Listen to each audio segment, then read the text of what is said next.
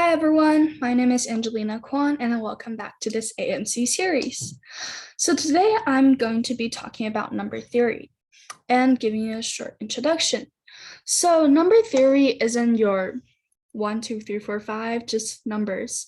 I mean, you know numbers, right? Primes, composites. Everyone can go on for a while about numbers.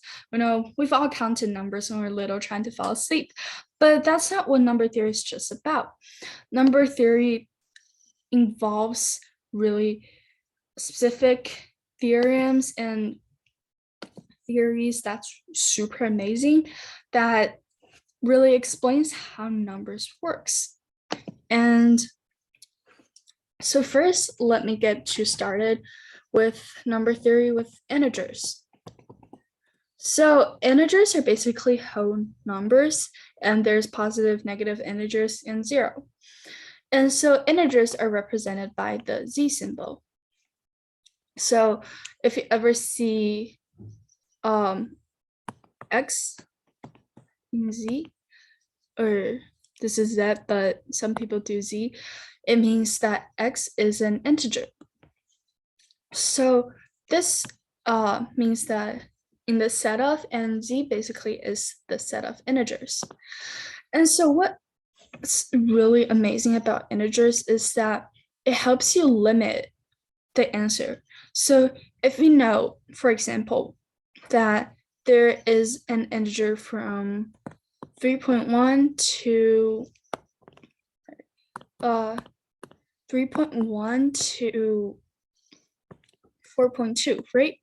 There are so many numbers in that. You know, you could be 3.25, it could be 3.5682.9, right? But if you know it's an integer, you know it has to be 4. So that's helps our problem solvings, because if you know, for example, 2x plus 3y equals, let's say, 8.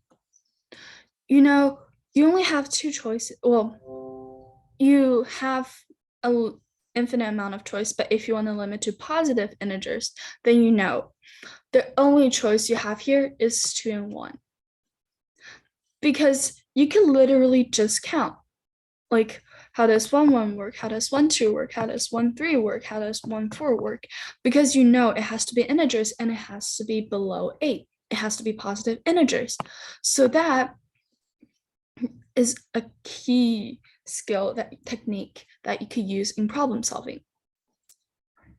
And they're prime and composite integers.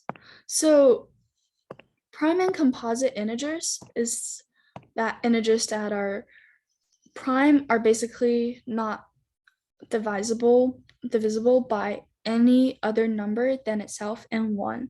So for example, 7 equals 1 times 7, and you can't find another way to express 7 with 2 times another integer. It's impossible.